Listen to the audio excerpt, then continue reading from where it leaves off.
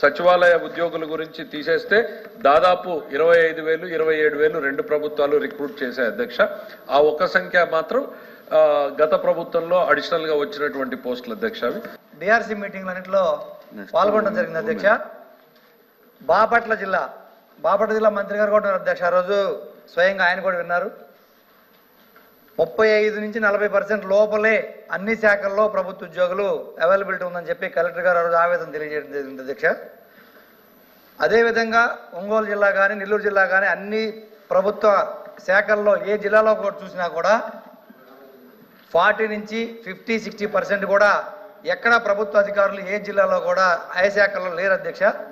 మేము ఇప్పుడు సూటిగా అడిగింది ఏంటంటే అసలు టోటల్గా ప్రభుత్వంలో అన్ని శాఖలు కలిపి ఎన్ని ఉద్యోగాలు ఖాళీ ఉన్నాయి, అది సూటి ప్రశ్న అధ్యక్ష. టోటల్గా మేము ఉపాధ్యాయులు ఒకటే కాదు అధ్యక్ష, అన్ని శాఖలు రాష్ట్ర ప్రభుత్వానికి సంబంధించిన అన్ని శాఖల్లో కలిపి ఎన్ని ఉద్యోగాలు ఖాళీ ఉన్నాయి ఒకటి. రెండోది 14-19 మధ్యలో ఎన్ని ఉద్యోగాలు ఇచ్చారు ప్రభుత్వ ఉద్యోగాలు, 19-24 మధ్యలో ఎన్ని ఇచ్చారని అడుగుతున్నాను అధ్యక్ష. ఎందుకంటే గౌరవ మంత్రివర్యులు చెప్పినట్టు 151,000 చెప్పారు అధ్యక్ష. ఒక సచివాలయ ఉద్యోగులే 130,000 దాకా రిక్రూట్మెంట్ జరిగింది అధ్యక్ష 19-24 మధ్యకాలంలో. మరి దాంతో చూసుకుంటే 50,000 ఉద్యోగాలు కూడా 14-19 మధ్యకాలం లేవా అనేది మాకు డౌట్ వస్తూ ఉంది అధ్యక్ష. మాకు మీరు సూటిగా మేము అడిగిన ఆ 2 క్వశ్చన్లకి సూటిగా సమాధానం ఉంటుంది అధ్యక్ష. మొత్తం ఖాళీలు ఎన్ని, 14-19 మధ్య ఎన్ని, 19-24 మధ్య ఎన్ని? సార్, సభ్యులు అడిగినటువంటి ప్రశ్నకి నేను సమాధానం చెప్పాము అధ్యక్ష. ఎందుకంటే ఇంకా అన్ని శాఖల్ని కూడా ప్రయారిటైజ్ చేయమని చెప్పి అడిగాము అధ్యక్ష. ఎందుకనంటే శాఖల్లో వేకెన్సీలు సభ్యులు చెప్పారు 30% ఒక దగ్గర, 50% ఒక దగ్గర ఇట్లా వేకెన్సీలు ఉన్నాయి అనేటువంటిది వాస్తవం అధ్యక్ష. అందరూ కూడా పబ్లిక్ లైఫ్లో ఉన్న వాళ్ళు, అంటే పర్సంటేజ్ నేను కమిట్ కాలేను కానీ ఖాళీలు అయితే ఉన్నాయి.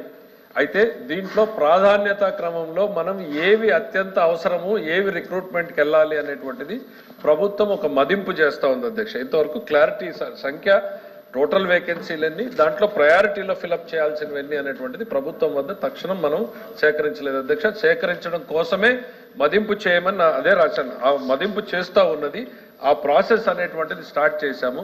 ప్రాధాన్యత కొన్ని ప్రయారిటీ ఉంటాయి, అవుట్ సోర్సింగ్ ఇవ్వలేని ఉద్యోగాలు ఉంటాయి, వాటికి ఖచ్చితంగా ప్రభుత్వ ఉద్యోగుల్ని నియమించాలి.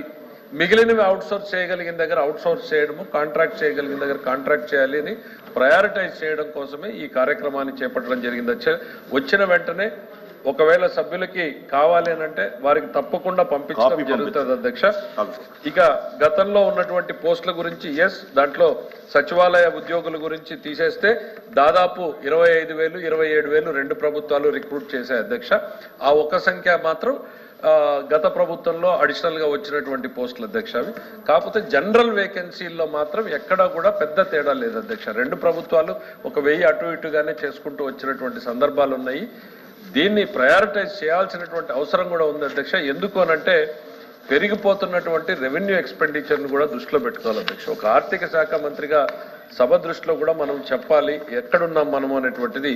ఒక స్టడీ జనరల్గా స్టడీ చేస్తే అధ్యక్ష 22-23 అంటే గత కాలంలో ఆనాటి రాష్ట్ర ప్రభుత్వానికి వచ్చిన ఆదాయం ఎంత, జీతభత్యాల మీద ఖర్చు పెట్టింది ఎంత అనేటువంటిది ఒకసారి చూసాం అధ్యక్ష. చూస్తే ఆ రోజున శాలరీస్ అండ్ పెన్షన్స్ 83,406 కోట్లు 22-23లో రాష్ట్ర ప్రభుత్వానికి తనకు వచ్చినటువంటి ఆదాయం అధ్యక్ష. పెన్షన్ల మీద, శాలరీస్ పెన్షన్స్ మీద ఖర్చు అధ్యక్ష.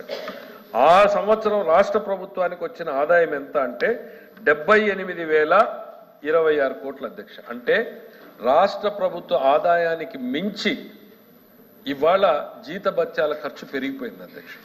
ఇది ఒక అనాలిసిస్ చేస్తే ఎక్కడున్నాం మనము, ఎందుకు ఈ ప్రయారిటైజేషన్ కోసం చేసినప్పుడు అంటే 107% ప్రభుత్వం 2022-23లో శాలరీస్ పెన్షన్స్కి పే చేయాల్సి వచ్చింది.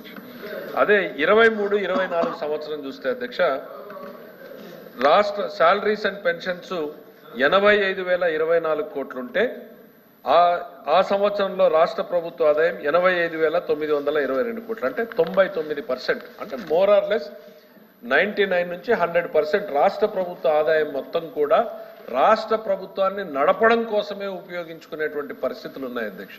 దీన్ని మనం అందరం కూడా గుర్తు పెట్టుకోవాలి అనేటువంటిది తమ ద్వారా సభ దృష్టికి, సభ్యుల దృష్టికి తీసుకెళ్తున్నా అధ్యక్ష.